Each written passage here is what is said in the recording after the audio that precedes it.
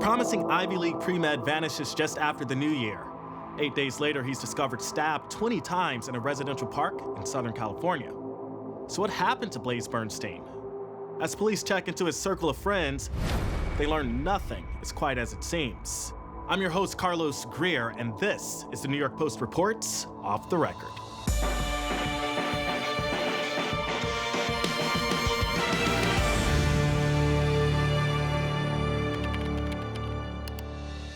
"19-year-old Blaze Bernstein was a bright and compassionate sophomore at the University of Pennsylvania. All of his friends and family say Blaze was just this super kind, bright kid who loved cooking and creative writing, and he identified as gay and Jewish outwardly. He'd been home for winter break, spending time with his family and friends in Orange County, California. But in the wee hours of January 2nd, 2018, Blaze suddenly goes off the grid. Subsequent evidence points to a mysterious and brutal homicide.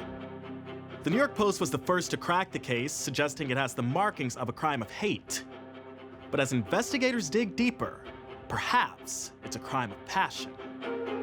We first found out about the case when Blaze went missing. Blaze was back in town. He ran into Sam Woodward. Sam and Blaze knew each other from high school, and they reconnected on Snapchat, and then Sam came to pick Blaze up to hang out that night. Allegedly, Sam was the last person to see Blaze alive. On January 4th, cops questioned Sam. So his story was first that they had hung out, and then Blaze left to go hang out with another friend. Then his story was that he dropped Blaze off at home. Then his story was that he also was hanging out with his girlfriend, but he doesn't remember her name. It's very unclear which story he's even sticking to here.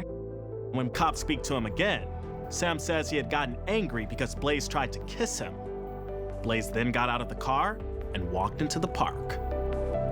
Investigators notice Sam's hands are covered in scratches, and there's dirt under his fingernails. Sam claims the scratches were probably from the fight club that he is involved in, and the dirt is from a puddle he fell in while sparring. Detectives observe that he is visibly nervous and shaking during the questioning, and that Sam takes some precautionary measures to prevent his hands and fingers from touching any part of any door or surface. This doesn't seem like the behavior of an innocent person. About a week later, on January 9th, investigators find Blaze's body buried in a shallow grave and brush surrounding Borrego Park. He had been stabbed over 20 times in the face and neck. Days after uncovering Blaze's body, police find his blood under Sam's watch, on the visor of his car, and on a knife in Sam's bedroom. On Friday, January 12, 2018, Samuel Woodward is arrested for Blaze's murder. Somebody anonymous reached out to me and sent me very intriguing information. The source tells her Sam has ties to the Charles Manson-obsessed neo-Nazi group, Atomwaffen Division. He sent me a photo of Sam appearing to curb stomp somebody else. And he also gave me information about how Sam was using the app iFunny to promote his hateful views. They were very alarming. iFunny is meant to be a lighthearted place where you can share memes and jokes, but it ended up formulating these hateful underground communities. The anonymous source who sent me the email is somebody who knew Sam through that app. And so that's kind of what started this whole journey for me. It was Mel Korka's investigation that changed the entire tenor of this case. Her primary focus was on Sam and his bizarre behavior leading up to Blaze's disappearance. Now that behavior could reveal a possible motive for this crime. I spoke to one of his teachers in high school who told me that he expressed right-wing politics. One classmate of his noticed that he had been drawing pictures of guns all over his notebooks and all over his homework. I started reaching out to all of these people on iFunny who had interacted with Sam, and took a lot of coaxing, but they knew that he had gone way too far and they wanted the truth to come out. After my story was published, the Orange County Police Department called me up and asked me, "Where did you find this information? Can you help us out here?" And I gave them the stuff I had found, and the prosecutors ended up using that information in court. Since the story came out, he was formally charged with a hate crime. Although he was charged for a hate crime for Blaze being gay, he hasn't been charged for Blaze being Jewish, but it seems like both things played a part in this.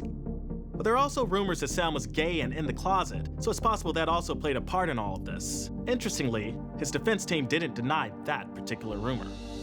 On August 3rd, 2018, Samuel Woodward is officially charged with murder, with his motive being Blaze's sexual orientation. Sam's lawyer states that this was not a hate crime and that his client suffers from a serious mental disorder and struggled with his own sexual identity.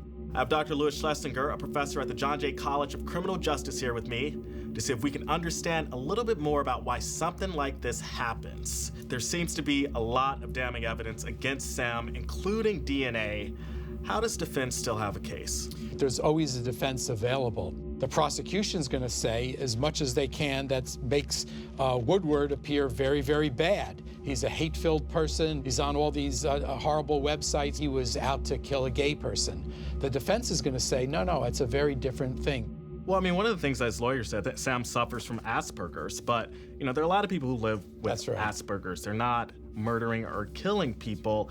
What kind of case might they be building? Yeah, well, Asperger's is on the autistic spectrum, but it's a very mild form of autism, and it's really not a basis for any type of insanity or diminished capacity defense at all. Well, the lawyer's statement was that Sam struggled with his own sexual identity, and there has been speculation that Sam and Blaze had a sexual encounter. In fact, they apparently kissed in that car, and that's what set Sam off. Is this something that could have happened? Well, yes, it's not at all uncommon that a lot of individuals may have underlying homosexual feelings that is unacceptable to them. And so very often they react in the opposite way. It's called a reaction formation. They tell other people that they hate gay people and this sort of thing, when really they themselves have those sorts of impulses. Could that come out in the trial? I'm sure it could come out.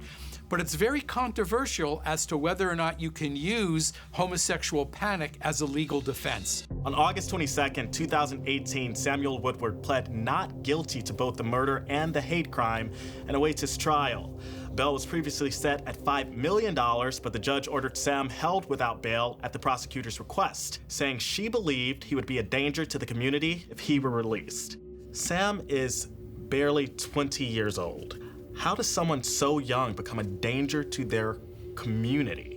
Yeah, well, I think the judge made the right decision in this particular case. You can be 20 years old and be extremely dangerous. His danger to the community was based on the fact that he may have killed somebody. It's not based on the hate-filled information that he was reading. So it's not because of his rampant displays of hate on social media. This is because of this murder. Absolutely. The judge is keeping him in jail because of the type of murder. Facial violence always indicates it's a personal relationship. There's something very, very personal about it. The fact that it was 20 times is overkill. And overkill indicates rage, an excessive amount of force. It's hard to stab somebody more than 20 or 30 times. It's a reflection of how deep the anger that was inside of him. Dr. Schlesinger, thank you again for your insightfulness.